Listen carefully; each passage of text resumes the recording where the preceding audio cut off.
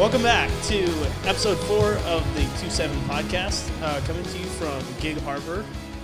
Why Gig Harbor? Well, we have some logistical, I don't know how to say this, like...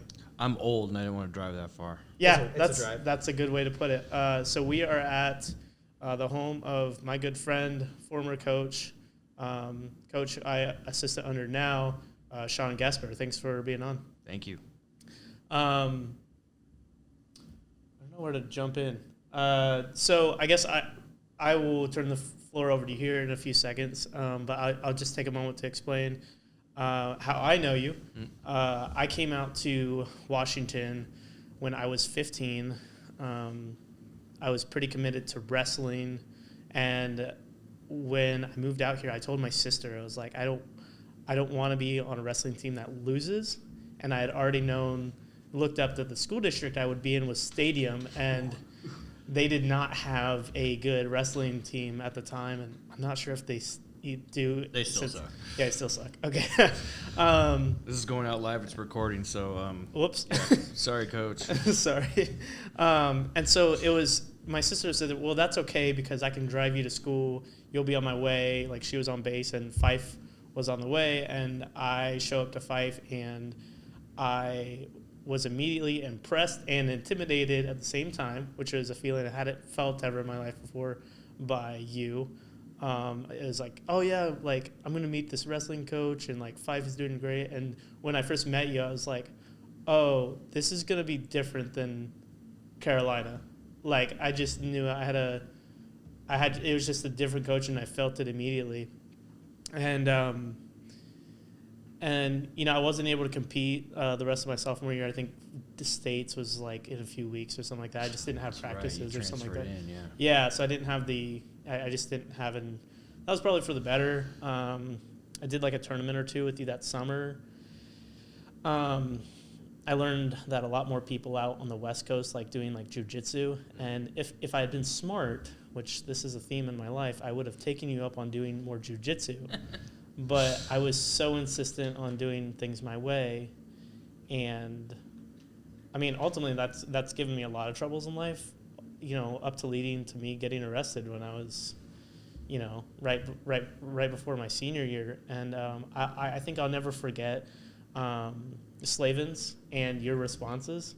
Slavens was a powerlifting coach, weightlifting coach, strength and conditioning at my high school.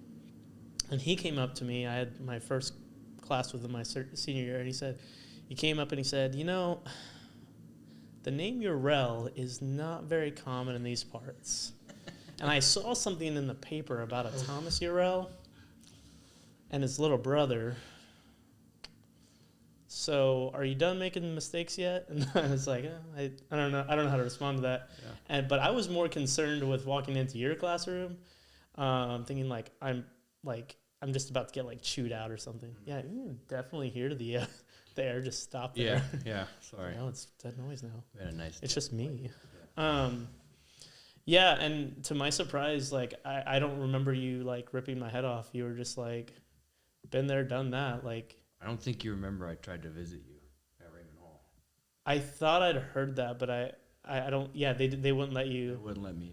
Yeah. Yeah. So I kind of knew what was going on. Was that gonna be like when you were gonna rip my head off? There's no point. There's no point ripping your head off. You're already paying the consequence. Like what am I gonna say? Well, what are you thinking? Well, you're thinking you're in Raymond Hall. That's what you're thinking. So there was just no point of me. Yeah. What's the point? You know.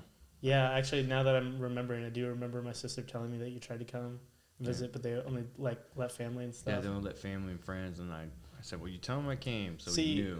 See, I kind of got the in because I was in there, and I got out, and I'm like a success story from there, and I know a lot of the probation officers there. And so whenever I know some youth that are getting caught up and stuff, like, I usually get let in on like a volunteer, on a volunteer access kind of thing, like. Yeah. And, but yeah, I definitely appreciated that you're... Like, I don't know. I guess I just grew up with men that would have ripped my head off and like, yeah, what are you thinking kind of thing. Yeah.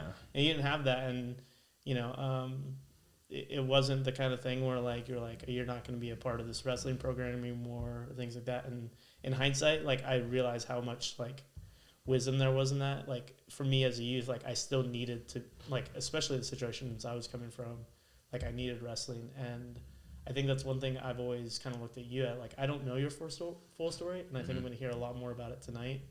But from my perspective, it always kind of seemed like wrestling and grappling in general. Yeah, it's going down. Sean's mic is slowly. Yeah, no, it's going down. I guess I'll just have to adjust it throughout the episode.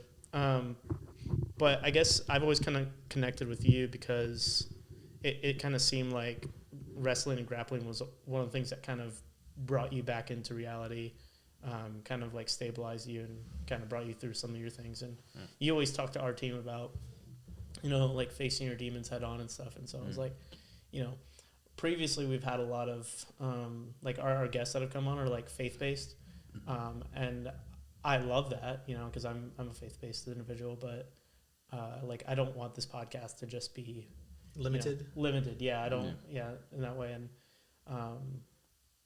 so well, again, welcome. Yeah. What's 2-7 podcast mean? Oh, that's right, the bad cards. Yeah, the bad hands. Yeah, that's how I should just unless explain you it know to how to people. bluff. Yeah, unless yeah. But that's the thing. Like, I feel like when people go through, I'm doing that. I can already see it. Wesley was critiquing how when I start Not a statement, critiquing. No, it's he good. looks up to think. I look up to think, and I like start. I already know what I'm thinking. I don't know how to articulate. So I take a minute to articulate. That's okay. I think when people come from like rough upbringings, like all of us, you learn how to bluff. Like you just have to. Otherwise, you're just gonna fail. And I don't know. What do you think about that? I don't know. I mean, everyone's upbringing's different. Sure.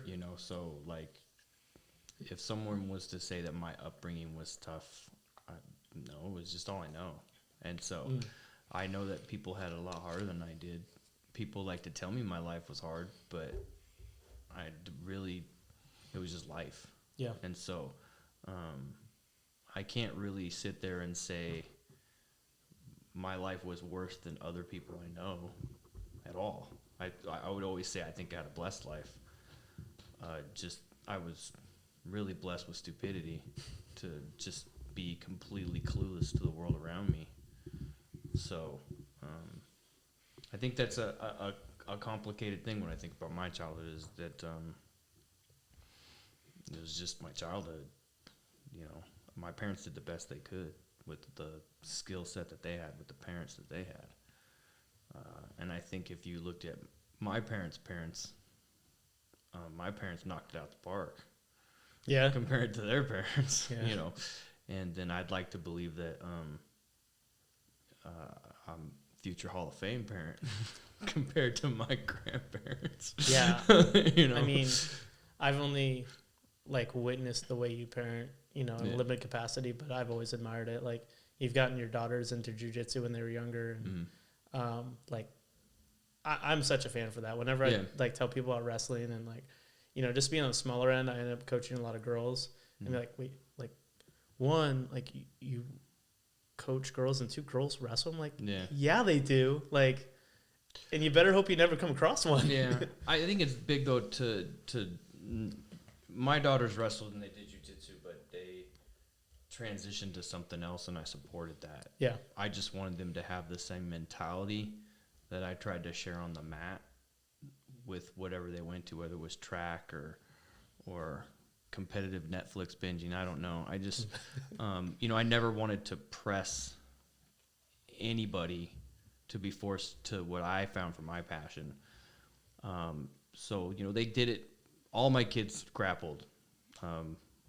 Kia did it sophomore to senior year. Elijah did it from 6th grade to... No, 4th grade to 8th grade. David did it from 4th grade all the way through senior year and was going to try out for college, but he got a union job. And Lily and Hazel did it for 2 years. Hazel wrestled in junior high, but then she found basketball and track, and she was done. But I want them to have that same mentality. And then I juxtapose that when other girls came to wrestle for me at Fife or at Curtis, where I'm at now.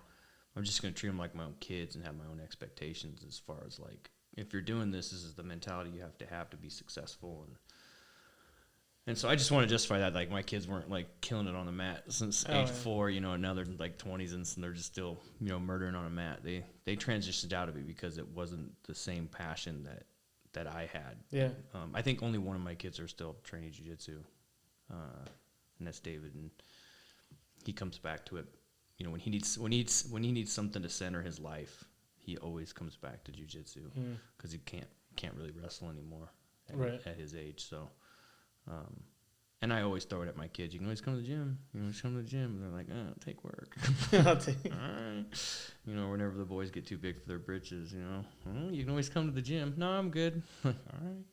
I told my wife that no matter what, especially if we have girls, we're having them learn jujitsu. She's like, what if they don't want to do it? They're not passionate about it. Like, well, they're going to do it for a little while and they can transition out of it. But yeah. Well, and I think it's all about how it's being presented to any kid. You know, girls will be more successful than boys at a younger age in any mat-related sport. But if you start pushing competition on a lot of people who are not competition-minded, they start to hate it. Yeah. If you think about the self-defense aspect, or the fact that it's really hard because I think martial arts has transitioned past people with my mindset.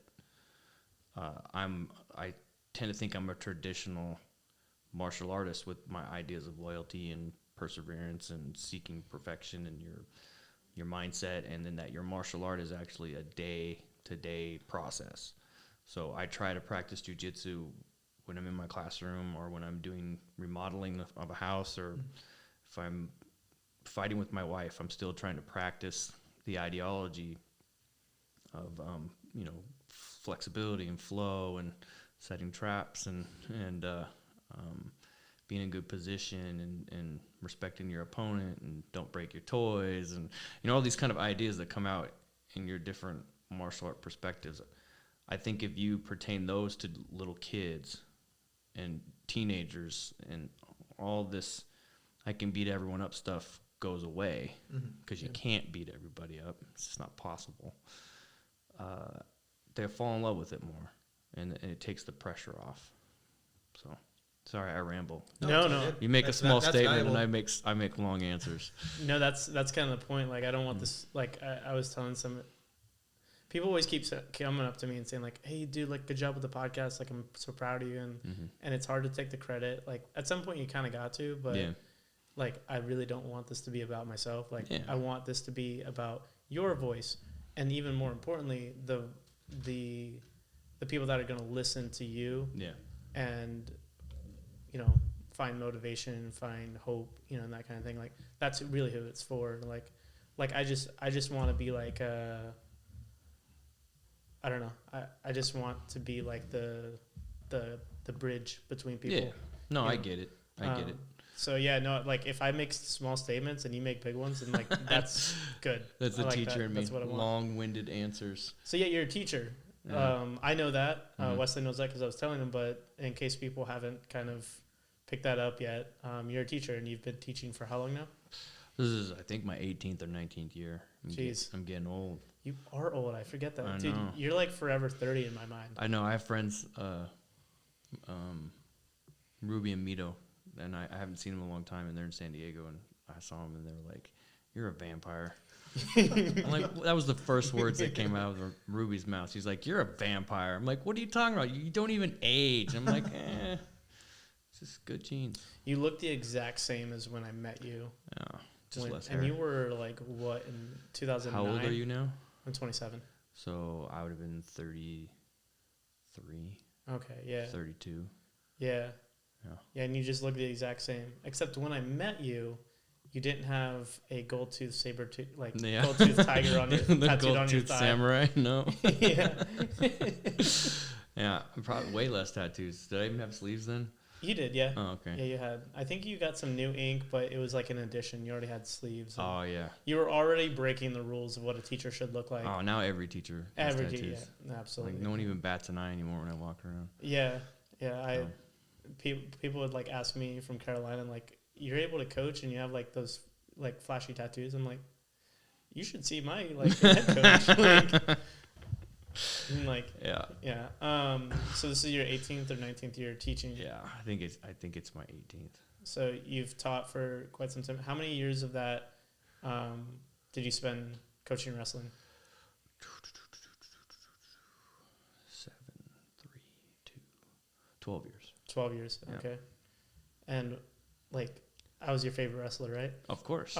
Little Country all the way. Oh my gosh, you remember? Yeah, his nickname for me was Little Country. Cause did you have more of a Southern accent then? He had no Southern accent. Yeah, it's that's because he's been up here so long, I think. No, I think Southern accent really drops really fast when you come out to the Northwest or anywhere else. It's like, oh, that's what people are supposed to sound like? Yikes. I think there was a basketball player called Big Country who played at Gonzaga around the same time, so I think I started calling him Little Country because of that. That was my of the two nicknames you had for me, that was my favorite one. Gotta remember the other one now.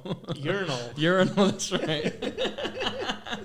Okay. You got Shawn Urinal over here. Yeah, I remember that. So Urinal, get over here. I haven't mentioned this at all. My wife's like, you're so cruel with all your nicknames. So when I was in cross country in Carolina, the cross country coach had a nickname for everybody. There was a chick named her name was Emily Rossage, and he would call her Emily Raw Sausage. Or that's borderline. Yeah, Anthony Collison was Colossus. Uh-huh. And then he called me he's like, you're rel. Hey, you can bench your own weight, which is unique to all the other cross country runners. I'm gonna call you Superman, son of Jarrell. Thanks. Son of Jarrell. Urel, son of Jarrell. That's how he remembered it. And I was like, yeah, that's a stretch. Yeah, it really is. Yeah, I'm not tall. Yeah. I'm not a lot of things. Thanks. You could have gotten to the Superman reference just by the name sounding the same. Jarrell, that's all he had going. Yeah. So when I started at Curtis. Not Curtis. Oh wait, Curtis. Yeah. Okay. When I started working under you, I was I came into practice and the first day of practice, and I looked over at you, and you were you kind of were excited to see me or whatever, and I was and the memories came back. I was oh dear God, I hope he doesn't call me Urinal in front of a bunch of high schoolers. If he does, I'm just gonna walk out. Just walk right out. I'm not enduring a season of some high schoolers calling me Urinal. No, you jumped into the next levels. You were a coach. Yeah, I know. I was I didn't think you would, because I was telling Wesley on the way here, I was I don't know anybody that's has a neutral opinion of Gaspaire. No. You either love him or hate him, and and I was honestly, sometimes I feel it's a 2-to-1 hate to love. Oh, I agree. But I feel the people who love you love you way more than the people who hate you. I think the people that love me would hide a body with me. The people that hate me, they'll hide my body. I think that's there's no middle ground. And you're not the first person to say that, to the point where I've had to just accept it. Is that either you love me or you hate me? Well, I mean, I kind of teeter on that same line, and I get a lot of criticism, and I don't know, in my later 20s, now I'm in my later 20s, I look at you and I'm you hold yourself in that kind of light very well. I'm it's not necessarily wrong to have this kind of be this way, you know? I'm honest. Yeah. People don't like honesty. They don't. Yeah. People don't like confrontation, and you do, and that's. Well, I don't like confrontation. My wife will tell you I hate it. Oh. That's the crazy part, is you think I like confrontation, but I really don't. But I guess I should say you don't mind it. I don't. I'm not afraid. If we're in it, we're in it. All right, we're doing this. Yeah. But you better have your everything backed up, because if we're gonna go that far, then once again, I'm honest, and so I'm going to say what needs to be said. And you're not going to catch me in a lie, and you're not going to catch me making something up. Yeah. And so I'm going to say what needs to be said, and if it calls you out on your stuff, it calls you out on your stuff. Yeah, I've had a very similar approach. Like when I hear people talk about me behind my back, it's no, tell me what you said about me. Yeah. Because I want to clear up the truth. What I'm going to tell you, I'm going to correct you, and the truth is going to be worse than what you were saying about me. But you need to have your ducks in a row. Mm-hmm. If you're going to talk about me, it better be accurate. I just call you my friend. What's up, friend? How you doing? Yeah. When people don't like me, when they talk trash, get online. I'm just walk right up to them, look at them. What's going on? You know. Yeah. Whenever people talk behind your back, you should go and talk in front of their fronts. Yeah. Just get right in front of them. Wesley, nobody talks about you behind your back. No one has a bad word to say about you. I've never met. Dude, I'm not from here. We can make something up. Okay, so you've taught high school. You've coached wrestling. You coach other sports now too. You've owned a business, jiu-jitsu, and you sold the business. I know, like last year, the year before, but now you're teaching again. Yeah. Cool. I just started up like 3 weeks ago. Nice. So. Wesley recently got into jiu-jitsu this past year. Yeah, like 7 months ago. So yeah, like you've done all these things. And I guess I've been kind of like setting the stage for like where you're at in life now. Like you're a father, you have 5 kids? Yeah. 5 kids. So like I guess this would be the opportunity to like talk about like your upbringing, where you come from, some of the things you've kind of overcome. And I'll just kind of let you like start from where you want. It's the complicated part. I don't like talking about myself. And then like I said, when I think about my childhood, it was just my childhood. Yeah. You know, it was isolating. I think that's the only word I can really think of to describe my childhood. It's just isolating, to where I'm used to it. I like it, even as I'm older.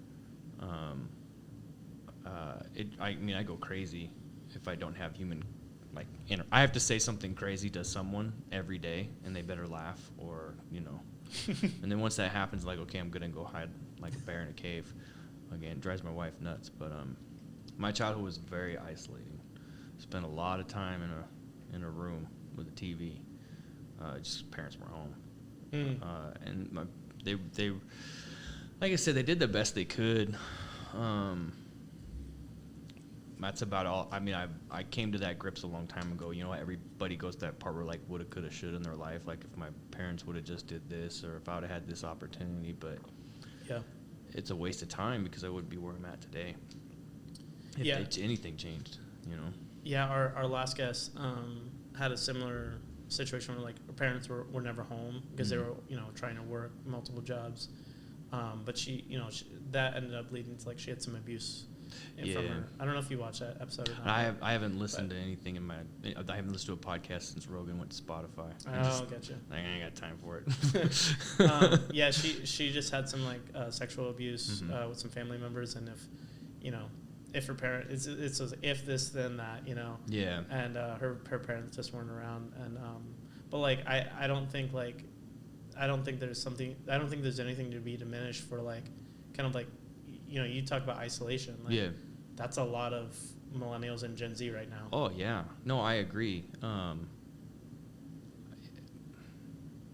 It's really hard, like I said,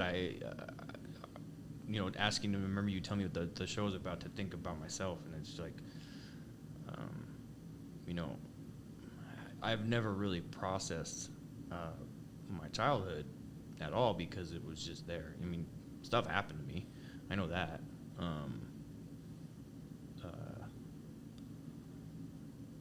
But like in the end, it's kind of hard because you don't want to bash talk your parents. Yeah, sure. You know what I mean? Because they did the best they could. But even when they were home, we were still alone because of their own problems with their own marriage. And I think they were all understandable problems when you sit back and look at what they went through in their childhood, and then why they got married, and then having kids and money, and just all the things that can really affect a family, especially when lower education, no ambition. How do you get out of trauma?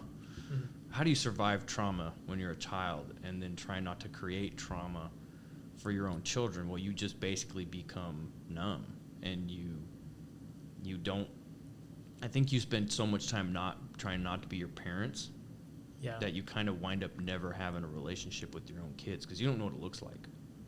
So I think that's kind of what happened with my parents, is that when we were young, they spent a lot of time trying not to be their own parents, and then never really developing a emotional connection. Like the oxytocin wasn't there.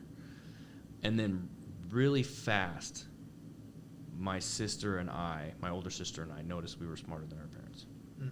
Ooh. Really young. Yeah. And it more affected my older sister.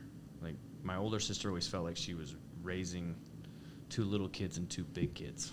And once again, it's no fault on my parents. They could only do what they were capable of doing. And through their genetics, I've been blessed with a certain level of intelligence.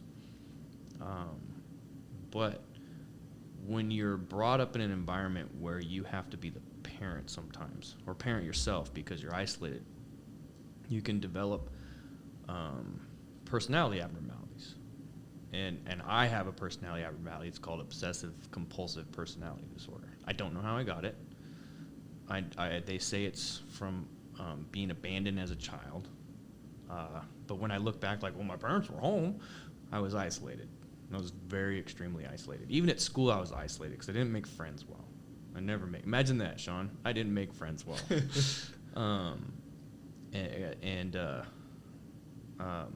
So through this, I think, development of a personality abnormality, and I don't like using the term disorder because of this abnormality, I am successful.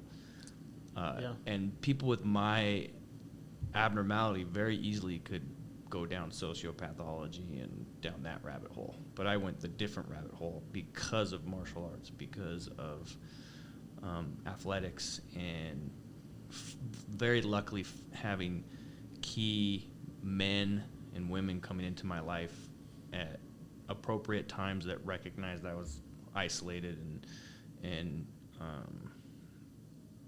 I can't even think of the right words because I wouldn't say I was damaged. I was just like I was developed different. Like it's just different environment. Yeah, and so because those people came in, it just influenced that my personality, the way it works, to be driven in a certain direction. So I think that's probably the best way I could explain my childhood. So it was you and your older sister, and I have a younger sister too. Yeah. Okay. Yeah, and then they got divorced, and then my dad got remarried, and that was a mess. Were you back and forth? No, I chose to live with my dad. My sisters went with their mom, and I went with my dad, and then there was a lot of drama those 3 years where my mom had just living in the separate households and the situations of what happened through my childhood, and it was just chaos, a little chaotic. It's tough raising a blended family. It's tough when you don't have skills to raise a blended family. It's tough when you don't have money. I grew up poor. Yeah. Not impoverished, but I grew up poor. Yeah. And then it came to I had one night when I was 15, my dad and I got into it, and I think I finally popped. And then my dad called the cops, and the cops picked me up, and I think that was probably a more traumatic night that I can remember than anything else before it ever. Just that whole thing of the police and cops were not very nice to me, thinking I was the problem because they didn't know my life. And then I got shifted to a foster home for a couple days, and then I got put in a CPS safe home for like 3 days, and then they had to do a state analysis to figure out I'd be placed with for custody. And luckily I got placed with my mom, and then my mom was living in Germany, and she made a very hefty sacrifice that she still kind of feels bad about today. She let me live with my Aunt Kelly, and my Aunt Kelly raised me from 15 to 18. When did you get into martial arts? I think I did a couple lessons when I was 12. Then I wrestled in the 6th grade, and then I did taekwondo, I think, when I was 14 through 16 with my cousin Brent, who was my kind of like surrogate mom Kelly's son. and then I found wrestling, and then I didn't touch martial arts. I just wrestled. And when I couldn't wrestle anymore, then I went back to martial arts. So I've been on a mat for 26 years, I think. 27 years. Yeah, about how old I am. Yeah. Yeah. So there are a couple questions I had. So when you were talking about abnormality, right? Am I saying that right? An abnormality? Abnormality. Yeah. There we go. I can't pronounce things sometimes or articulate, but Yeah. abnormality. So you said you went down a path. Yeah. And it was because of martial arts, and you are driven and successful. Like, are you able to give a hypothetical, maybe not so hypothetical, example of someone who went the other fork in the road? Well, I mean, like, what would that look life like? Life. The difference between me and you, I didn't get caught. That's the difference. I mean, I think that's the reality of when I look at life and the little intersections is, a lot of people got caught and I didn't. And so I'm very lucky because I did some very stupid, aggressive, impulsive, destructive, self-destructive things wanting to get caught. Yeah. I just never got caught. Yeah. And that's part of that when I said that I was a little dumb. It's that it's like I couldn't be honest with myself. I knew I wanted to get caught. I didn't know why I wanted to get caught. I had no clue. I just knew I wanted to get caught because I think I wanted someone to care about me is what it was. Sure. So I think life comes down to choices, and I was lucky enough that the government didn't have to make choices for me. And I think that made a big difference in my life. And then eventually I think your frontal cortex matures and your passions kick in, and then you develop your personal code of conduct. And because part of obsessive-compulsive personality disorder is you obsess about perfection. Yeah. And it's really hard to be a perfect criminal. Yeah. Right? And because of that idea of perfection, you get a skew of morality. So you see being perfect as being moral. And so it's really hard for someone, I think, this is my opinion, with obsessive-compulsive personality disorder to be immoral. Because that's not being perfect. Gotcha. And so because of this personality abnormality, I was driven towards doing the right thing constantly. And so I remember it was like I turned like 17 and a half. Like, okay, my prefrontal cortex pretty much probably started kicking in, because they don't develop in boys till they're 21. I think mine started kicking in, and I just really remember those martial art credos when I was a kid from Taekwondo, endeavorance, seek perfection of personality, masculinity without coarseness, perseverance. And it was like, yep, that's what I need to do. Yeah. That's what I want to do. And so I think that pushed me. So if you go the other way, man, I got a lot of friends, well, not friends anymore, but people I know from high school that are not successful. My friend, one of the black belts at my old academy, we talk about it all the time. Like, who would have thought we would have been the ones that had jobs and houses and were successful? And it's because we made the right decisions at the right time, and we never got caught. And that's huge. It is. It's just a huge thing. There's a lot of luck involved when you make a stupid choice. Yeah, I don't know how I want to say this because my brother definitely takes a lot of like guilt and blame for kind of leading me into that choice. How old was he? How old was he when it happened? 29.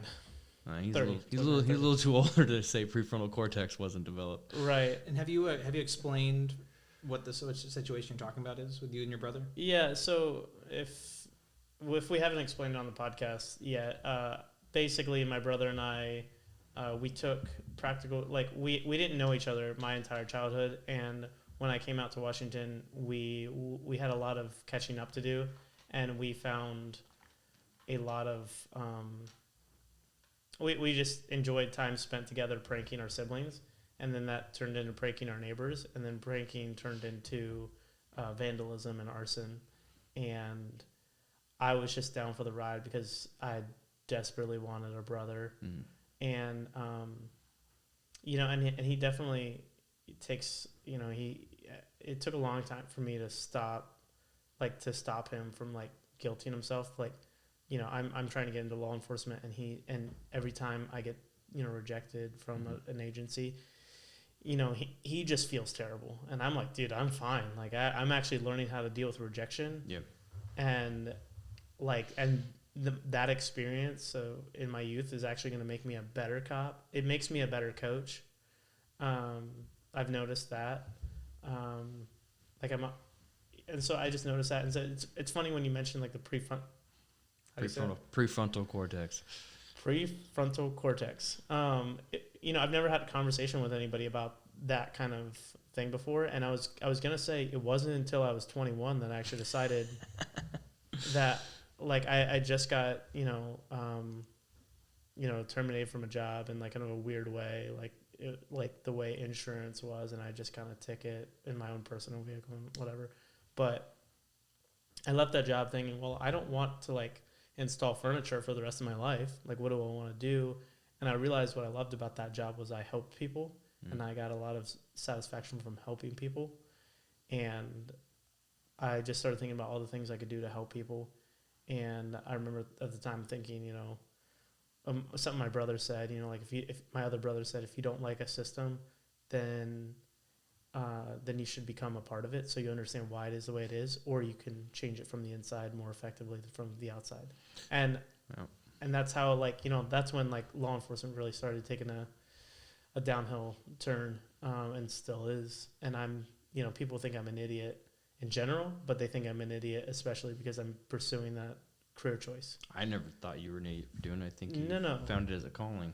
Yeah, no, I don't, you definitely don't fall into the group of people who, and every time I get rejected, people are like, well, maybe this is a sign that you shouldn't do it. I'm like, you don't understand how many times people get rejected in that field, Imagine if Jimi Hendrix gave up the first time he got rejected. Oh my gosh, right?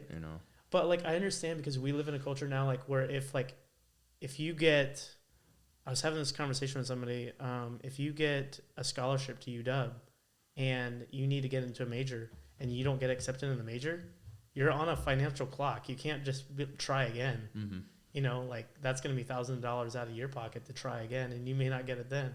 So you got to find something else. That happened to a lot of my friends trying to get into engineering degrees in UW and Duke. And like, I'm cool. Like, I just have to apply every 6 months. Mm-hmm.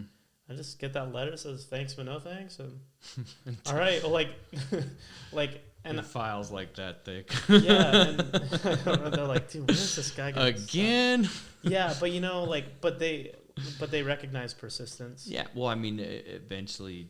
I mean, I almost got hired last year. Yeah, the thing that's holding you back, they're gonna, enough time. They always say in the police testing, time and distance. Time and distance, yeah. It makes a huge thing. So I forgot what I was going to ask you. We were talking about wrestling, and I kind of brought it back to the... your story. To my story. We brought it back to me. You and your brother, Yeah, what were we talking about? Well, here's a good thing, because I like this. This is fun. So your brother's now 40. Yeah, like 41, 40. And so he's apologizing, right? Right, yeah. Okay, and his testosterone's lower. So that means his progesterone and estrogen's a little more there, right? Yeah. So he's going to think more caringly. Yeah. And so you have to he's in a situation in life where his decision-making is not going to be impulsive anymore because there's less chemicals pushing the impulsivity. So, have you forgiven him? I never held a grudge against him. But have you forgiven him? Like, have you looked him in the eye and say, I forgive you? So on the phone, because he lives in South Carolina, but yeah. It'd be nice. FaceTime him. Yeah. Next time he brings it up, bring it up in FaceTime, because that eye contact will make such a lasting, more impression on him to let go of that guilt a little bit. you know, because he's at that age where us guys get a little older and softer, and we really think about our relationships, and so I know I'm butting into your life, but no, I appreciate it. I mean, you have that role in my life. Yeah, you should. I really implore you, if you really want him to stop doing that, look him in the eye and say, "I forgive you, but it's good. Let's move forward." Yeah. No, I think so on one hand, it's been like months since he's had that kind of conversation with me. Mm-hmm. But on the other hand, I think what you're saying is true. Like, even though he hasn't gone down that rabbit hole in a while, like, it would still be good. And I like that you're actually kind of butting into my life, because people listening, like, you can take the same advice. Well, I'm a jerk. Remember, I'm going to flip it around on you because I don't like to talk about myself. Well, we'll go back to you in a second. Okay, so this is the question I had, because this is where I wanted to kind of lead in. So we're talking about, like, you're successful and driven, and you have, this abnormality, and other people fall into, like, they get caught or whatever else, and they are not successful. Like, would you say as they get older, it becomes exponentially harder or even easier for them to start, like, driving towards success, but they're just older and they've missed opportunities? Or what does that look like? Man, this is where we get really opinionated. You have to have drive. Yeah. If you don't have drive, like, too many people are wanting to hit the fame lotto. Yeah. Like, they just want to post a TikTok video, or, oh, look, someone dropped a lotto ticket that hasn't been scratched off. Now I'm famous. They don't want to put work or effort into it. And even then, if someone does put work into it, we judge them by the morality of it. But at what least, do you mean? Like, an example? Well, here's a bad example. Okay. In OnlyFans. Oh.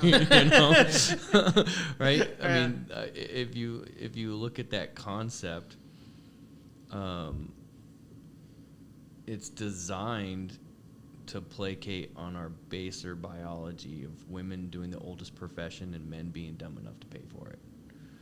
And then we're going to yell at people that choose that route for immorality when they're grinding out for more money than you and I make doing our moral jobs. Right. Yeah. So that's my really, really extreme example. Yeah, right? but I like the. But that's one thing I've always liked about you, is you always give, like, the extreme example. Do you remember, like, Britney Spears? Yeah, the dropping her baby. Okay, because I don't remember it fully. Can you explain to anybody? Like, whenever I do a wrestling move, I give it a name, so that way when I yell it, if I yell something, the other coach doesn't know what the heck I'm talking about, but my wrestlers do. And so when your year of wrestling was when Britney Spears had her kid and was holding her on her hip, and the kid almost fell off. And so I explained grabbing a single leg and finishing it high with, you got to hold it like Britney Spears holding her baby. And so that position of the baby on the hip is where you want the single leg to be, so you can do a crackdown, or reverse back. And so you say stuff like that, and it sticks. And so all I have to do is yell, Britney Spears, and the other wrestler's like, I don't know what a Britney Spears is. They're trying to defend it off my voice. But my kids know what a Britney Spears is. So. And there's a couple things going on there. One, your voice is always the loudest at a wrestling tournament. Always. I always, like, a lot of wrestlers don't wear their headgear during practice. I was taught to wear it during practice so I could get used to how it feels. They don't play with my headgear. Like, even college guys play with their headgear. Yeah.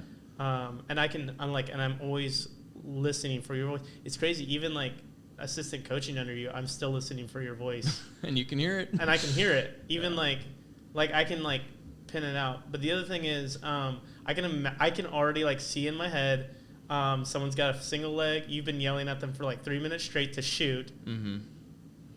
Yeah. I'm like, oh, this is me. This is me like, again. They've taken 3 minutes to actually take a shot, like, for anybody who doesn't know, like, to, like, dive for someone's legs. To dive is a bad word, but people get it. Explode towards someone's leg. And they finally got it, and you're, like, I can already see you, like, standing up. They're not Britney Spears. You walked around behind the chair. You're about to flip the chair onto the mat. Your face is red, and you're yelling, Britney Spears, Britney Spears, Britney Spears. And, like, and they're going to, like, win or lose the match. You're going to put your arm around their shoulder and be like, like, we're going to practice Britney Spears.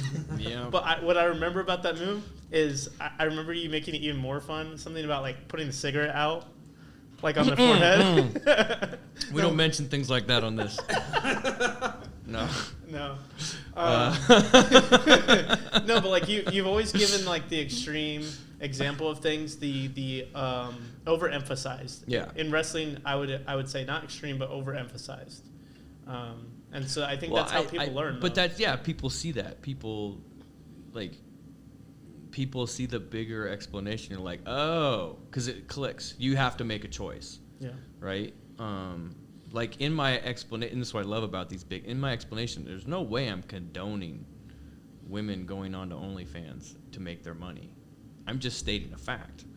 Like this is my extreme example. They're grinding it out, but they're, going to be questioned. So that's why I use things like that, because it's the shock and awe. There's no going back from it. You remember this now. Like, this is what we're doing. You will remember OnlyFans being brought up on what you thought was a poker-themed podcast. But we are talking about childhood trauma, and so that's an easy way to go from childhood trauma to OnlyFans. Yeah, daddy issues. Yeah. There was I heard this recently, a mother of a child like that had her kids in Catholic school. The kids got like expelled from the school because the mom was on OnlyFans. Yeah. And I just thought to myself, like, that is very different than the world I grew up in, and I was in school, and like that's a thing, and kids have cell phones and have access to that stuff. Ooh. Well, you don't want to be the classmate.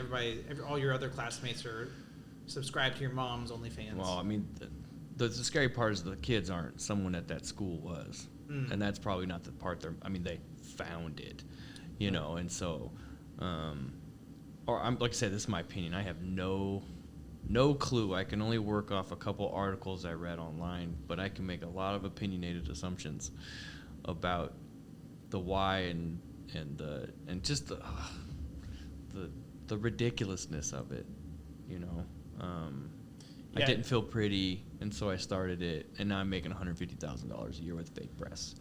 It's like, come on, just own it. Just own what you're doing and why you're doing it, and understand that Catholic school's not going to be the end all be all of your children.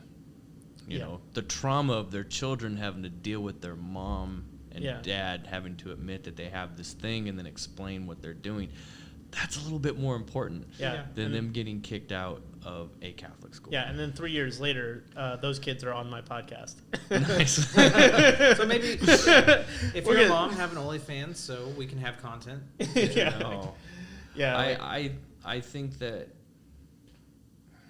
those things are dangerous because like I said, it always goes down to our baser biology and monetizes it.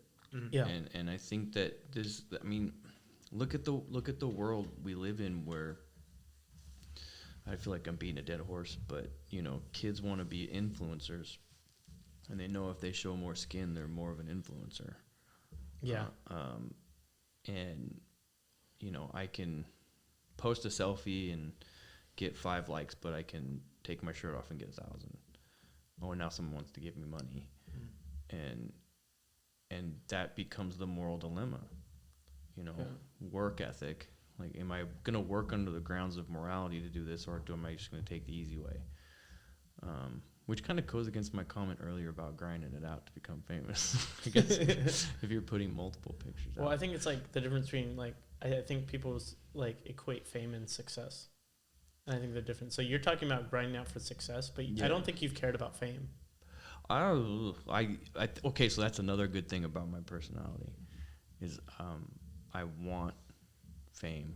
I don't want recognition. How do you separate that? You can't. Okay. And so that's like I am driven to be successful and to be known. I don't want any recognition.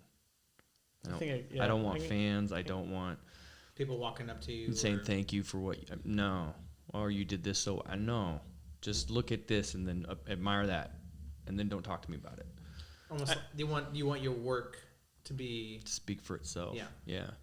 Yeah, that's how I feel about my trade work whenever I do woodworking or tile. I'm like I'll show people and I want them to appreciate it, but I want to see them appreciate out of the corner of my eye, and I don't want them to. Yeah, okay, and like, I get that. Yeah, I mean it's like getting an award. You know, yeah, it's like, oh, okay, thank you. Well, it almost becomes. I think this is part of that thing too. Is that I really believe I could be president of the United States of America if I felt like it. And then if I did it, I'd be like, I did it. What's the next thing? And so I think that's why I don't want that recognition, because I got it, so it was easy. I did it. I put in the work. I attained that level. And so, okay, it was easy. And other people might look at it and go, "Bad, it was incredibly difficult," but I did it. Now I need this something over here. And I think that that's what's different about all human beings is like, I know there's someone out there that looks up to me and they might get jealous about my physical abilities or my stunning good looks, you know, or where I'm at in my life with my house and my wife. But I'm looking over at this person over there that can probably like do a jujitsu move I can't do, and I just want to be them. Yeah, I get that. Yeah. You know, and so like doing the things that I do. When I get there, I'm like, oh, it was easy. I didn't really have to put effort into it. No matter how much effort I put into it, in the end, I'm always going to be like, I didn't have to put much effort into it. So, I mean, I could work out 6 days a week, twice a day, run, eat right, you know, go win a tournament. And I'm like, I won it because I just got lucky. No one showed up.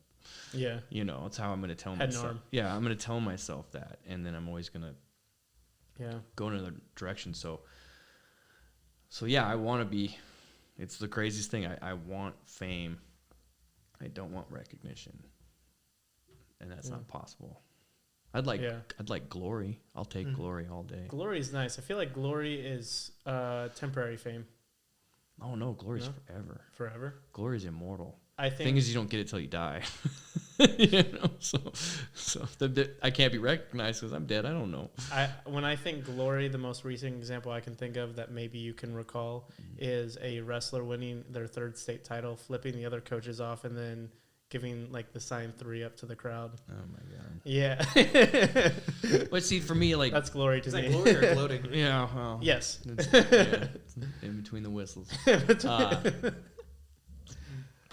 I think it's really hard to find instances that I can think of right now that we would call glory. I can't. I mean, if I really contemplated it, I don't know. It's really hard. It's like there's got to be a long-lasting impact that's going to affect generations. And so, you know, someone wins their third state title, great. I'm sure there was at least 25 kids that won their third straight title this year. You know what I'm saying? Yeah. So is it really glory? Is it really that special? So what about like a Winston Churchill or an Abraham Lincoln, like going against the possible odds and overcoming? Yeah. You know, but then you're suspect to history. Yeah. You know, where people are going to change. You know, Abraham Lincoln did most likely do some scandalous stuff in his days that we don't talk about, and Winston Churchill definitely did. And I would never, just the fact that I might have done something scandalous would haunt me. I wouldn't be able to sleep. So, I like if I were to come up with someone who I would think represent glory, I can't because I'm gonna find a flaw. Yeah, I'm just going to. That's just another part of my personality. I have to find a flaw.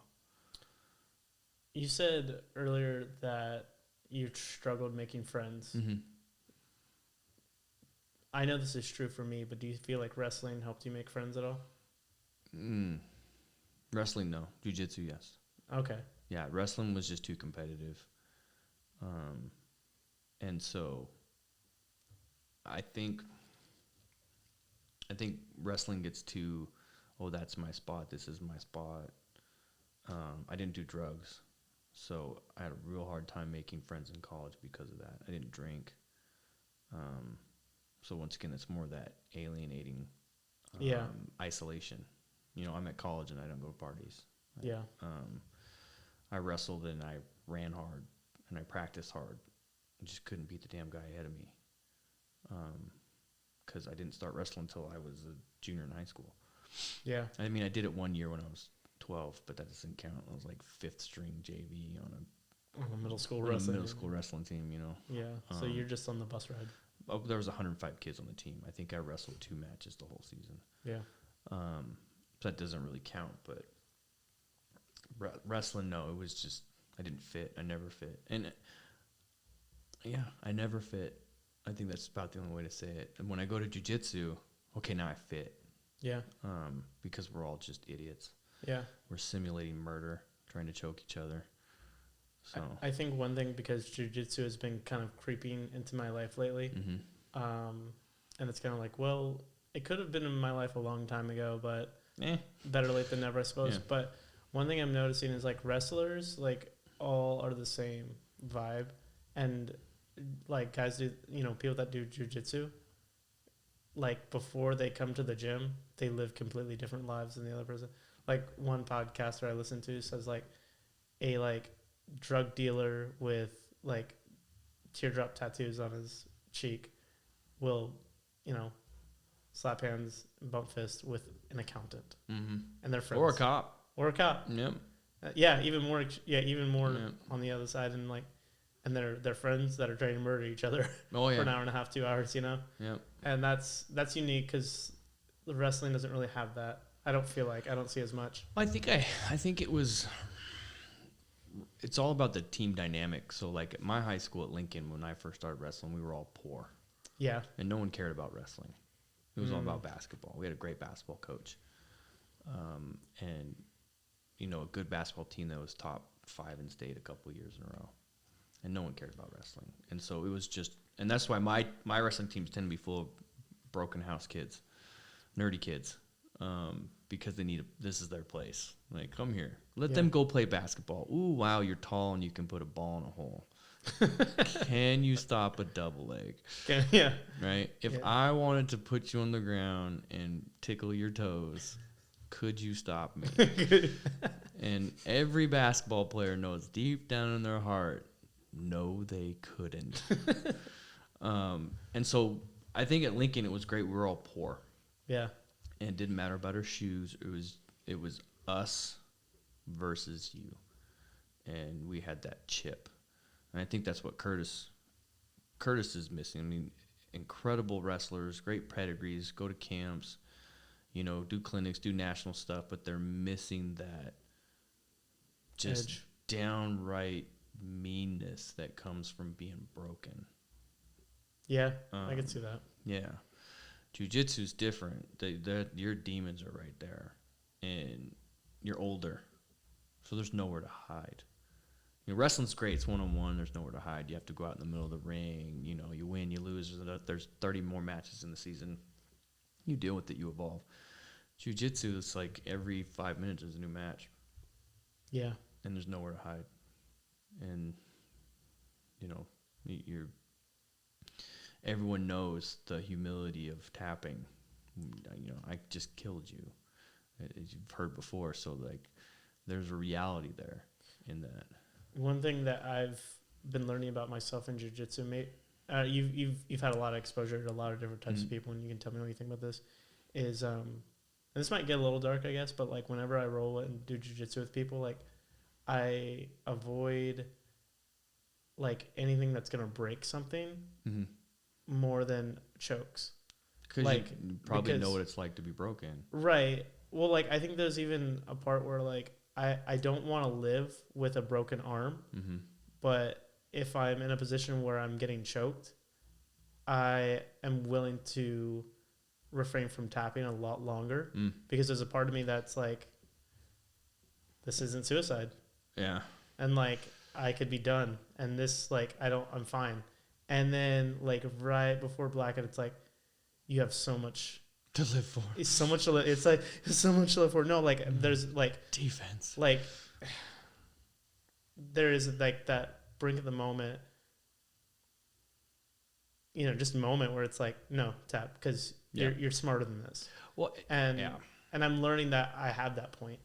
Well, a lot of white belts and blue belts and purple belts are learning that point. Yeah. Like, their ego's so tied into it.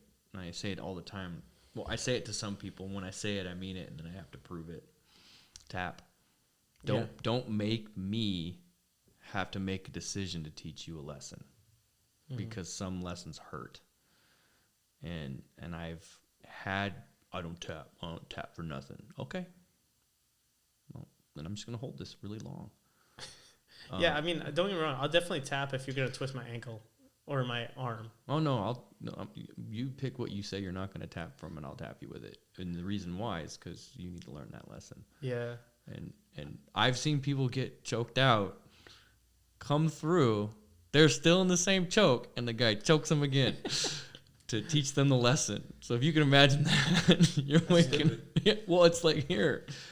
The point is it's a I'm getting back to what you're saying. That's your ego. Yeah. This is precious, so I'll tap, but this is not, so it's not worth my effort to realize that I'm in the same kind of trouble. That's you. That's your own little world of belief that if I get tapped with this, it's a smart choice. But if I get tapped with this other move, I'm a sissy. Right? I mean, I recognize that most people that I roll with are like a lot better than me. Yeah. At jiu-jitsu, and I don't have a problem admitting that someone knows how to choke me better than I know how to defend it. Mm-hmm. I guess, like, I just find myself in a point where, like, okay, I failed, and this is reminding me of other failures, and I'm kind of done with, like, I don't know. There's fail. You have no control over it, and then jiu-jitsu is going to teach you that. You have no control. You're going to fail. Yeah. Like, I look at white belts all the time, and I point at my black belt, and I'm like, relax, you're going to lose. There's nothing you're gonna do here that's going to affect this. Yeah. In my younger days, I would do it to browns and purples. I would just look and be like, relax, you're gonna lose. There's nothing you can do. So let's go through this process and think. Right? I already like you. Don't make me not like you. You know. Fair enough. So I wanted to ask you about something, and it's about you, but I guess it can be a little bit not on you. If you want to take the time. So you're a high school teacher, and you see a lot of cases like you saw with me over the course of 18 or 19 years. I guess what are some, I don't know, like this, I guess would be this would be a good section for you to just kind of like open book, like, I don't know the right term. Just talk about any like harder things you've seen. What are some like the travesties you've seen, or what are some of the just everything successes you've seen? If you can think of a bad thing, you've seen it. I've seen it as a teacher.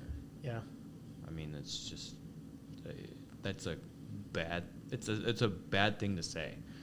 I mean, well, I haven't seen a nuclear explosion go off in a right. Wow. But Nagasaki's. Yeah, murder, overdose, suicide, teen pregnant. I mean, you just see it, and it's really sucks because you don't want to think that the evil that's out there in the world you see on TV really exists in homes.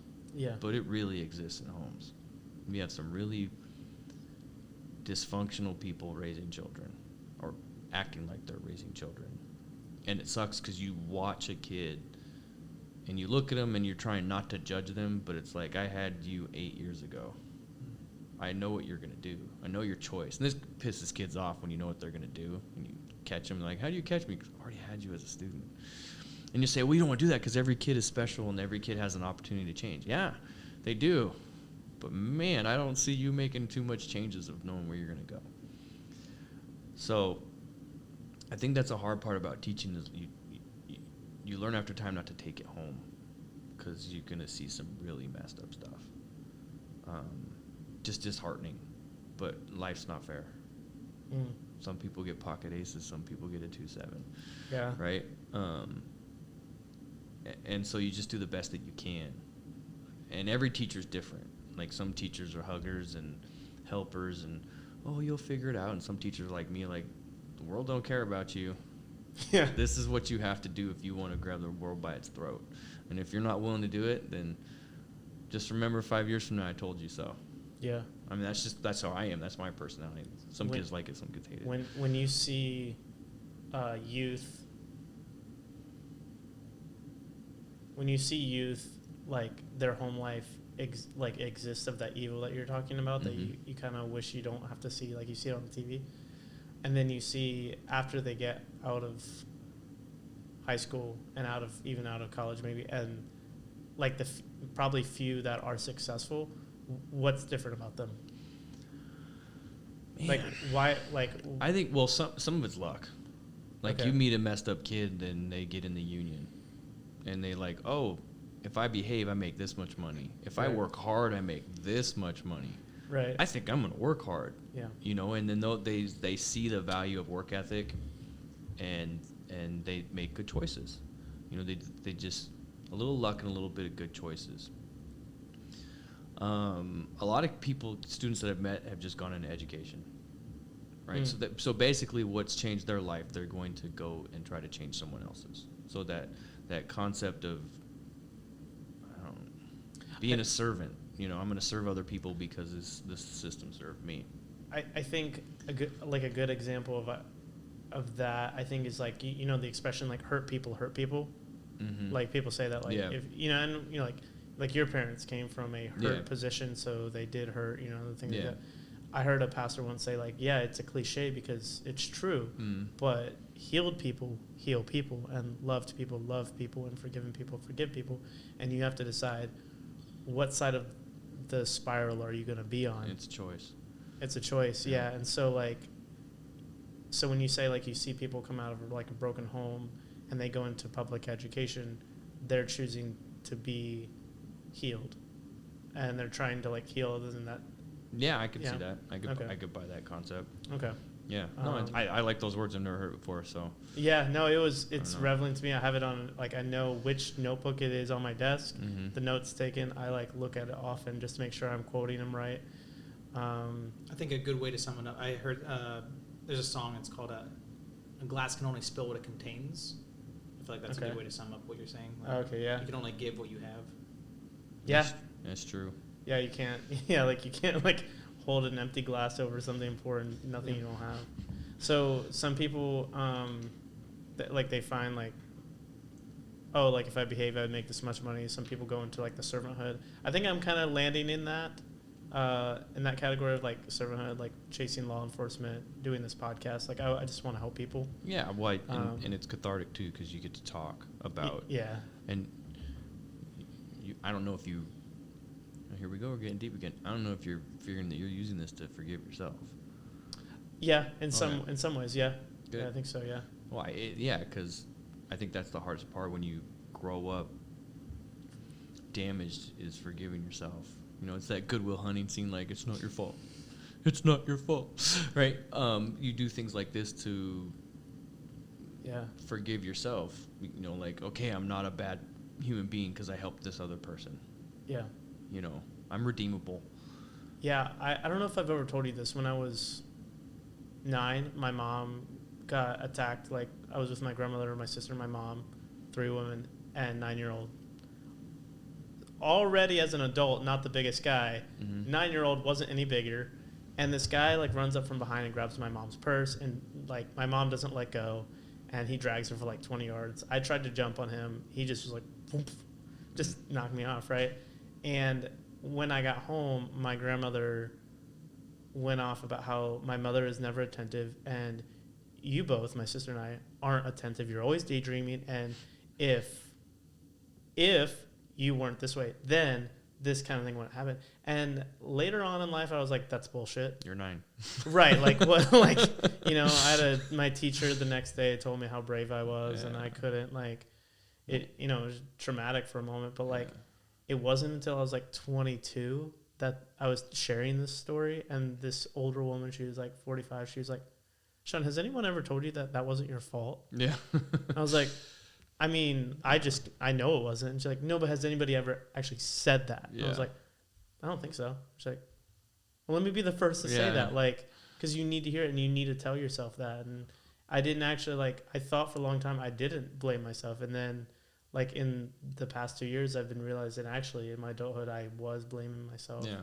And I think that's probably why I got into wrestling, because I like, situations like that made me feel defenseless. How can I defend myself? Yeah, and how can I, like... If you had a better double leg as a 9-year-old. But I got arm drags, you know? So. Oh, yeah, that's right. I did a Navy ride, put him right down, got Dude, I did a Navy ride 20 times in, like, one period. It's great. Hilarious. Yeah. Just pissed some ginger kid off. That was funny. That was the best. That was one of them. Yeah. some people don't like me because I'm a coach, and I like to. When Gaspaire was my coach, I had a teammate who lost to a guy 3 times, and every time he lost to him worse. Bad, yeah. Yeah, it was just it was in his head, and I wanted to get something, and I lost to him, but only by a point. Yeah, 4-3. The guy got a takedown. I tried a move. It was basically an arm drag from the bottom.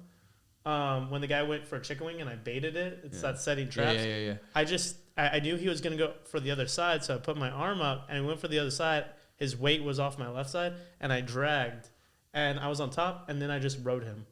And it was still no stall calls too. It was 2-2. Yeah, because I was like really selling that I was trying to take him it was back. so bad. It was like I watch college wrestling sometimes. It was like I was ahead of my time. Yeah.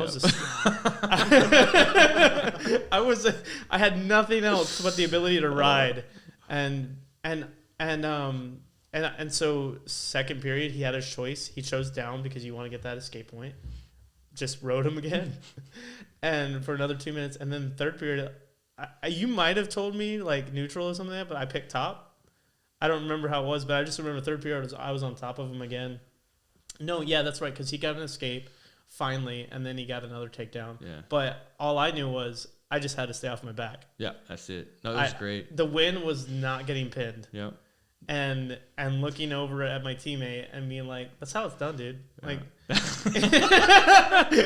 you don't need to get teched by him. You just need to lose by like 2 points. My favorite is his dad came over after the match. He's like, "Who the heck was that kid?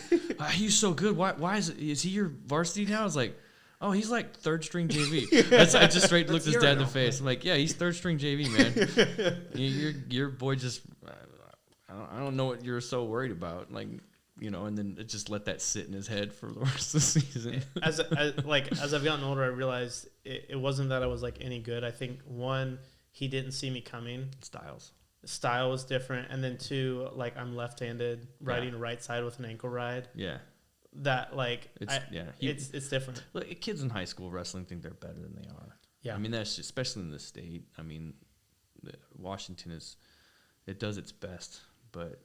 Yeah, it's a big country. It's not the Midwest. Yeah. It's not California. And so I only learned recently that California only has one classification. You're a California state champion. Oh my god! Yeah, you're tough. You're good. Yeah. Yeah, we are coming up on hour and 15. How are you doing? I'm fine. You're doing fine. Because I wanted to ask more about, because we talked about two things that you see, like people that come from trouble, like broken homes, and then they find this success in adulthood. And we talked about money, like learning to work hard, work ethic and money. Positive reinforcement. Coming into servanthood. Like, what are some other things you see? Well, I mean, I don't have a lot of ex-students that come back and talk to me. Either you hate me or you like me. Yeah. I think it's one of those things where I'll run into a student here or there at this grocery store and they'll tell me what's going on. Yeah. I don't get to hear the success stories that often. I get to see news clippings of the bad ones. Yeah. But I don't really get to really hear what's going on. I mean, 18 years is not a long time to be teaching. If you think about, when kids generally come back to a school to connect with a teacher. Yeah, I guess that makes sense. And not a lot of kids do come back to school because they don't remember it. They just don't remember high school. They just moved on. And so, yeah, I'm just looking at opinions now at this point. Your brain's wired to remember the negatives. I've had a wrestler in jail for attempted murder. Yeah. I've had some ex-students be heroin addicts, prostitutes. You remember those because you're just like, I had you in class. You sat right there. I think the hard part is when I was at the old school that I taught at was so enabling to the kids that there was no, I don't think they were set up for success. Yeah. Like they would go to college and fail. Yeah, I can attest to that. I punched someone in the face for throwing a ball at my nuts at point blank range because he didn't have anyone to pass it to. Mm-hmm. And so I grabbed him by the shoulder, turned around, punched him in the face. He was already kind of moving backwards, and so he fell, and so it looked more extreme. Like, smaller guy just, like, decked this dude, and, like, I don't remember the guy's name, but he was, like, he subbed a lot, and he was usually seemed like he was kind of buzzed, and he was like, Shawn, do I have to take you to the office, or do you have to do it? And Blonde hair? gray, salt and pepper. Oh, okay. Okay, yeah.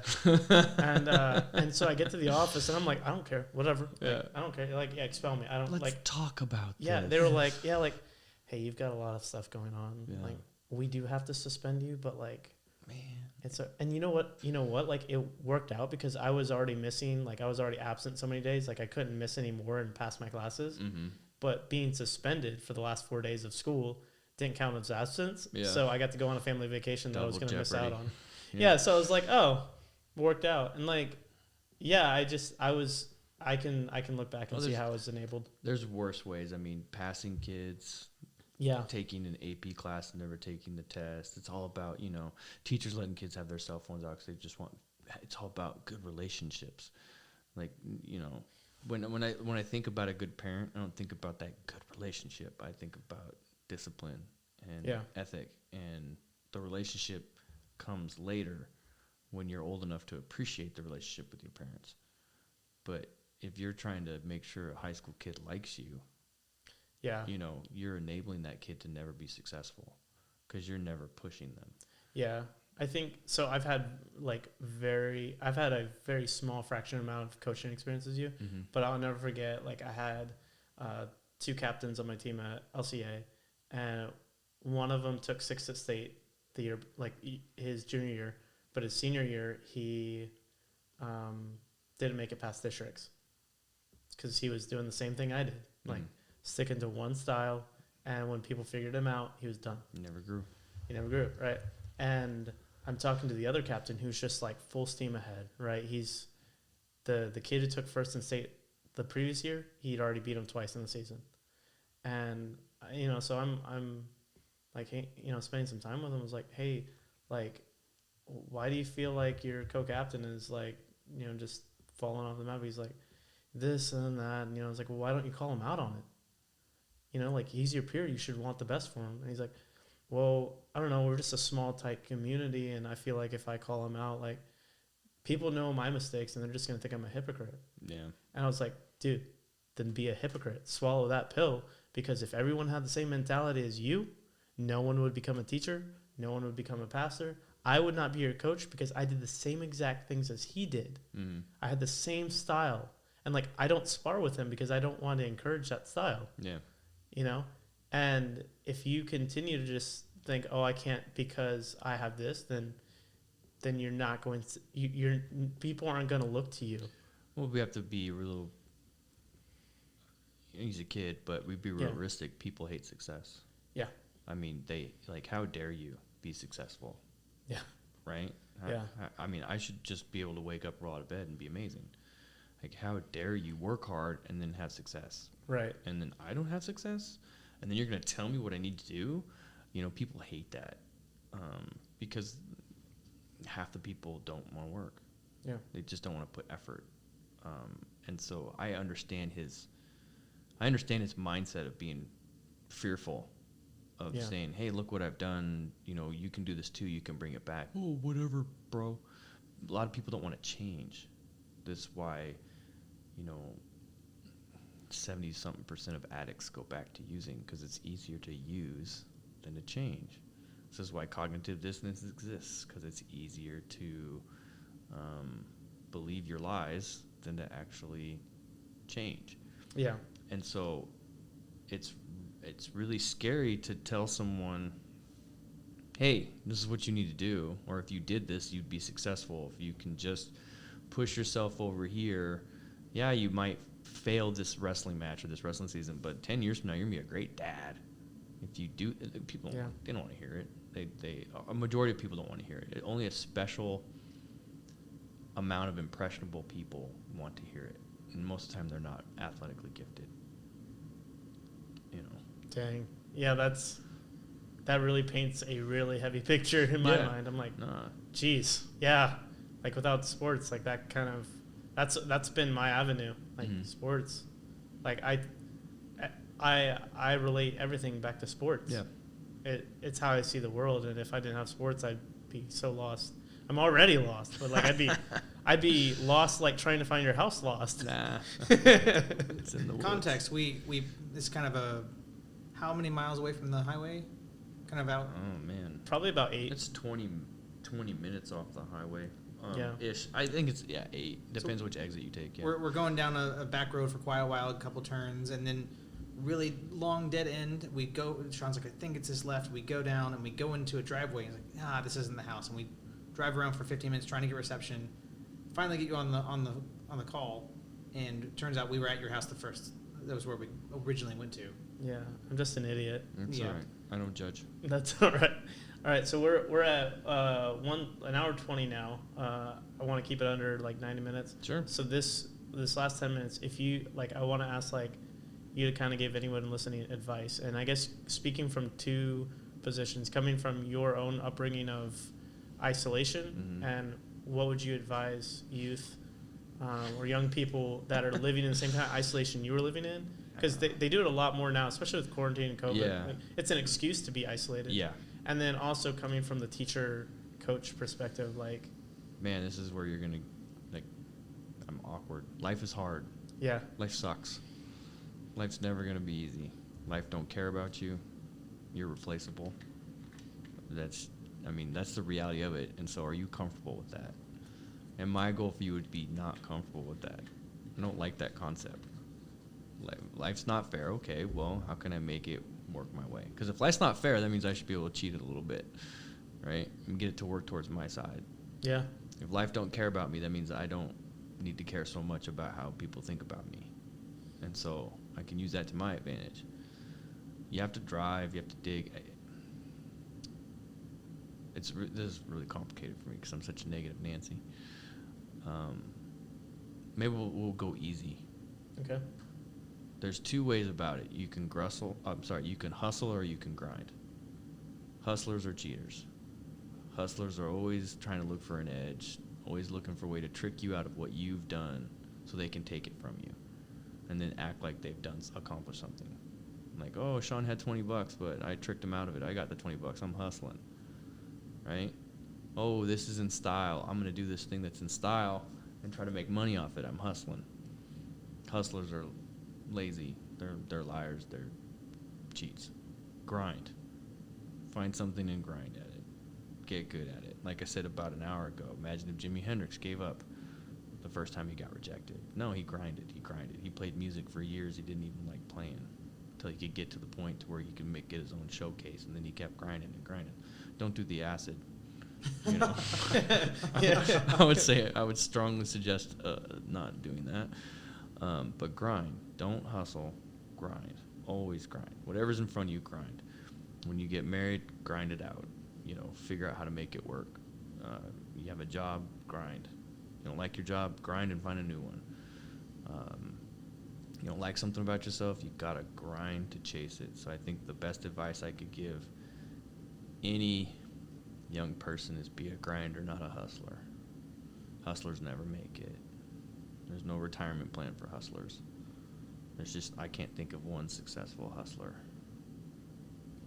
Except maybe the magazine, but YouTubers. I feel like a lot of YouTubers make money, but they're just hustlers.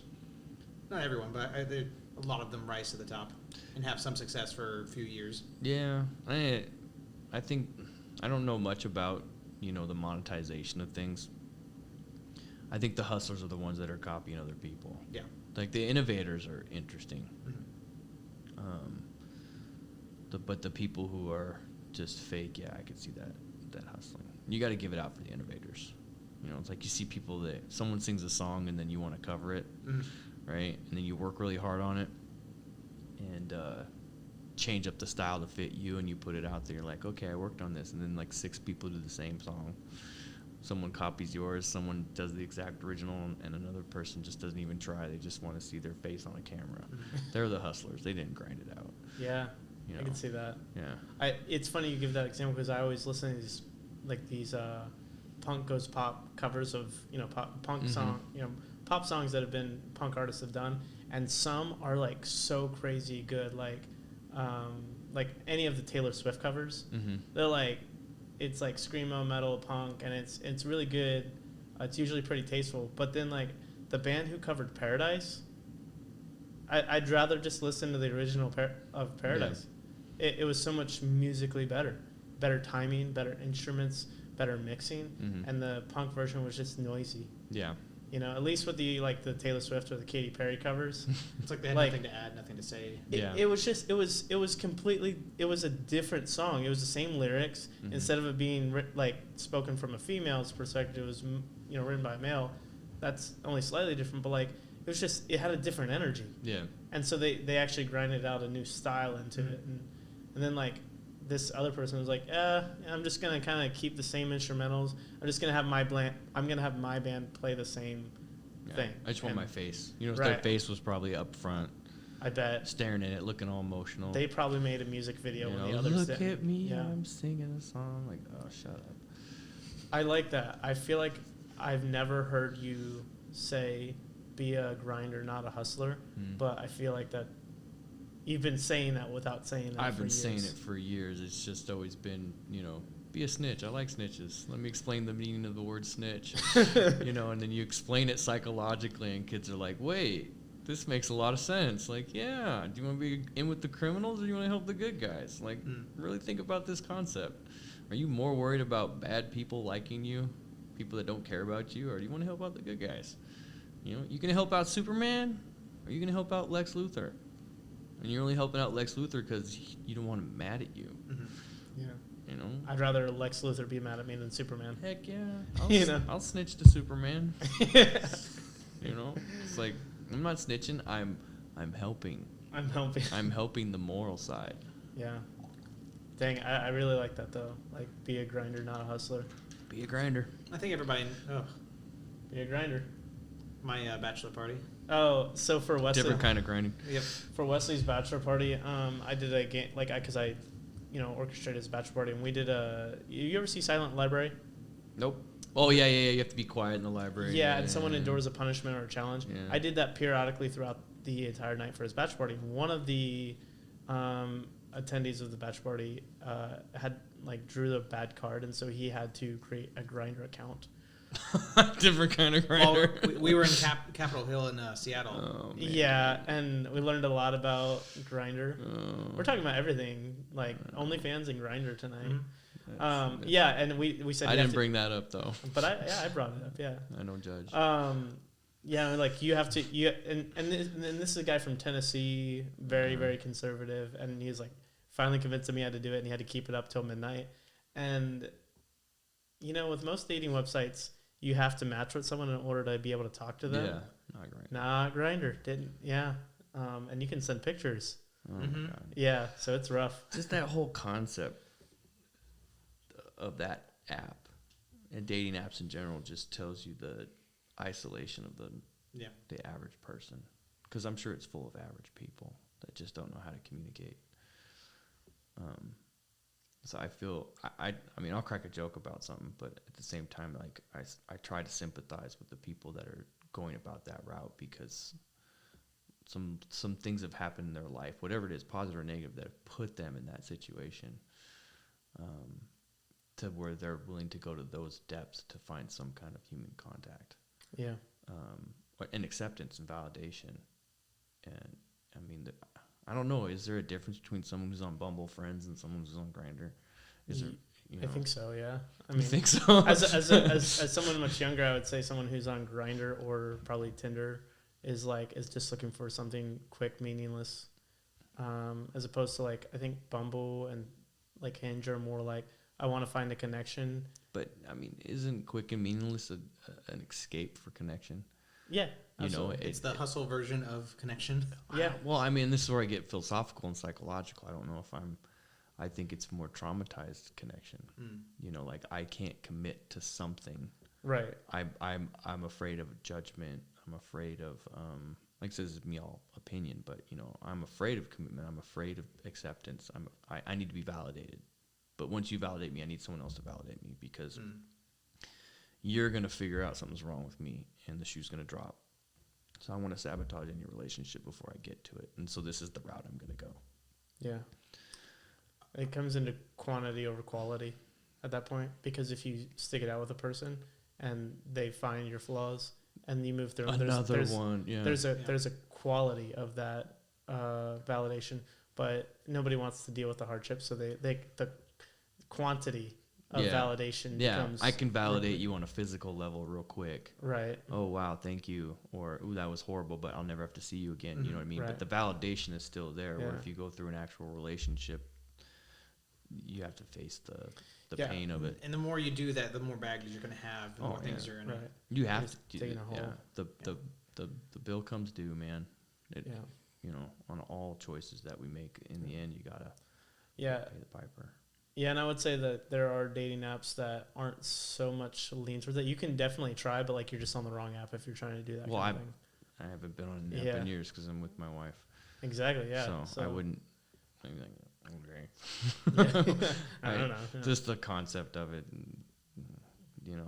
What if there was an app for like challenging people to jujitsu? I would lose. I'm old. You're just swiping on people you wanna that you think are a good fit for the fight. Roll with. And I think that's the scary part, because you'll swipe. Well, I mean, I've been around jiu-jitsu a long time. I can look at someone and kind of like, okay, I know what you could do or can't do. Yeah. But there's some people like, you'd be like, oh, I look at you and like, okay, the way your face is structured, your glasses and beard, I know in like 3 years you're going to kill people. And so it's like, I'm not going to look at your picture and swipe one way. Like, I don't know. The fact that you put yourself on the app, in your glasses, I'm like, I'm not even messing with this guy. The hipster looking guy's like, nah, it's too much effort. But the guy with muscles, like, and he's got a big bulging cauliflower on one side. I'm like, yeah, you just have really thin cartilage in your ears. Yeah. And you lift a lot of weights. I'll go with you. This will be easier. But there you go. Make it. You have an app to make money. You can make it a dating app too. You can beat each other at jujitsu, and then you have to go on a date. It can be both. Yeah. Whoever wins gets to decide if you go on a date or not. There's FWB, friends with benefits, but now there's PWB, partners with benefits. Oh man, that's all out of my realm. Oh, dude, you gotta spend more time with millennials, bro. No, my wife and I talk about it all the time. If we don't work, we're just gonna get animals. As in like pets, not like weirdness, but just the effort of trying to find a quality relationship. It just looks too scary out there. Yeah, Too much trauma. Yeah, way too much baggage. Invisible baggage, like the people don't even know they have baggage. Yeah, and they're just like moving in. It's crazy. Like I know I have baggage, and then the next day comes and I find out I have baggage. More baggage. And I'm like, oh yeah, why did I do that stupid thing? I'm learning that through this podcast. Earlier you said that you're realizing why you did certain things, and maybe you didn't realize you hadn't forgiven yourself. Right. Yeah. Or like last week when we were talking to Jackie, the last guest we had on the show. She is like moving forward, like in wholeness, like healing and stuff. And I have this mindset of like, I'm broken. I think I'll always be broken. I'll just be less broken than yesterday. And it like, I realized very quickly, like there's a different mindset between her and I.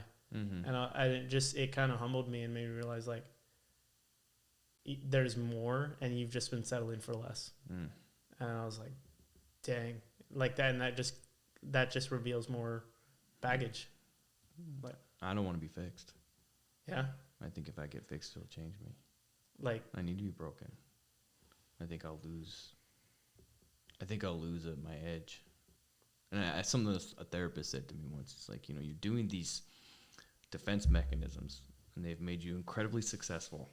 And I'm like, yeah. And he's like, do you need them anymore? And I'm like, well, what if this happens and this happens? And it's like, no. Do you need them anymore? Yeah. No. And so I've had to come to grips that I need to be broken a little bit because it's going to keep me pushing forward to go in the right direction. Because I think that's the thing. I don't know what healthy looks like. Mm.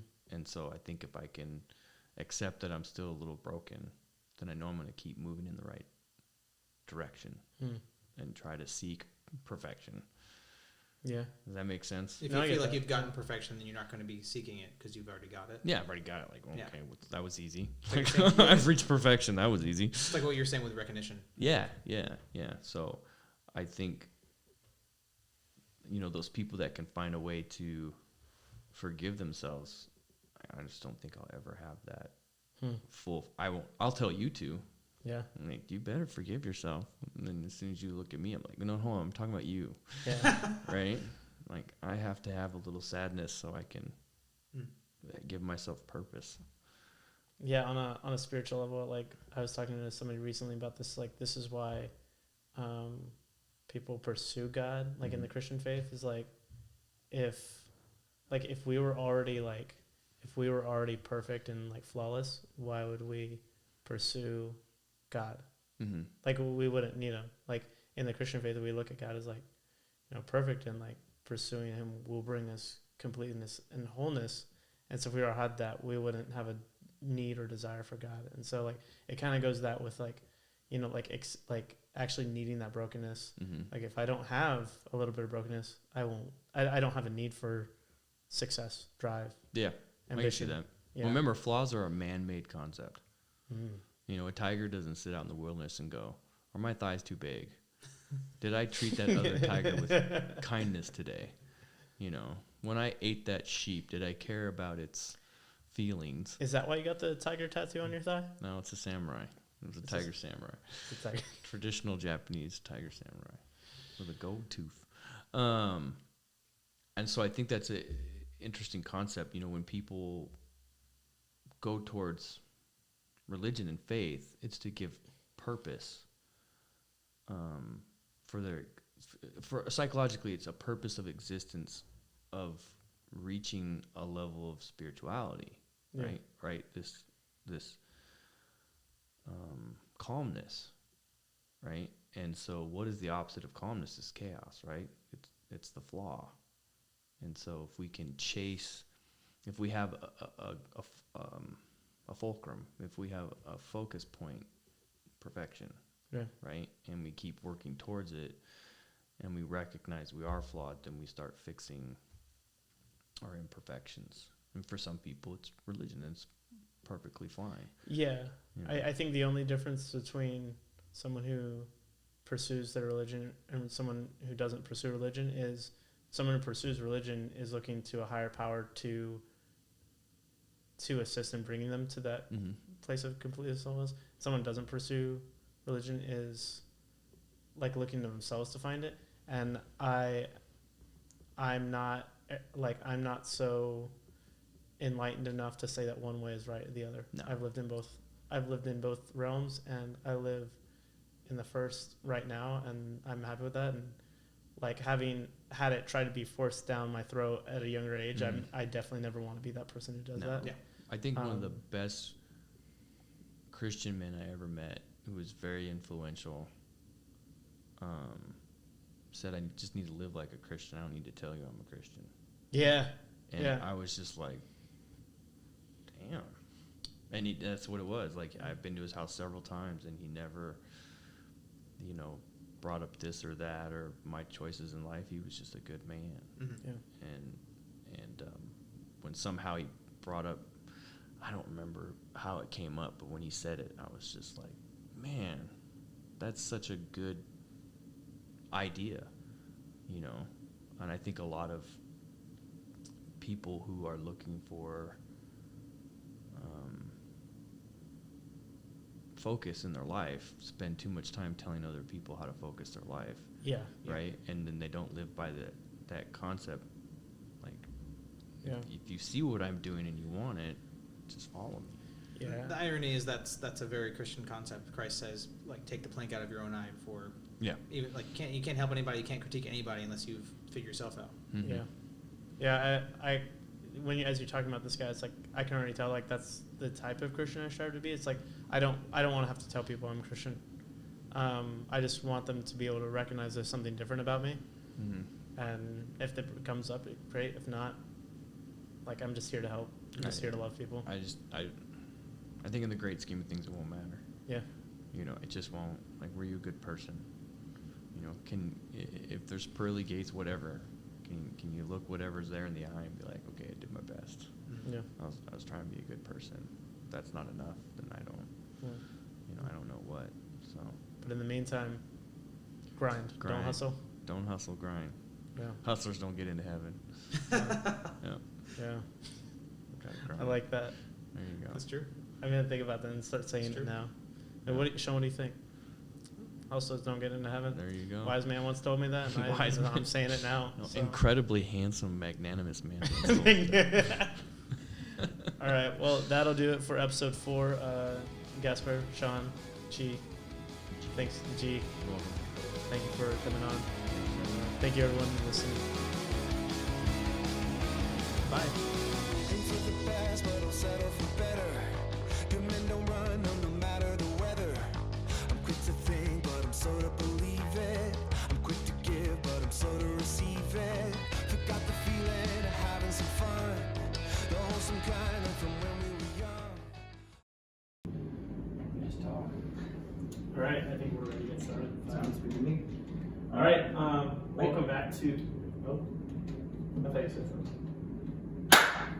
And welcome back to. No, you gotta leave a handle, or else there's gonna be clap at the beginning when you talk. So you gotta wait like 3 seconds. Okay. All right.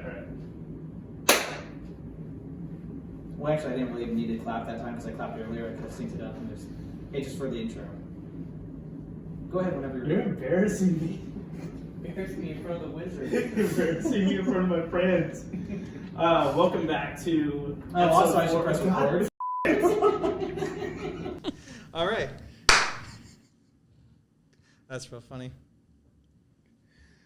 All right. Welcome back to. I'm just like waiting for it now too. No, I'm done.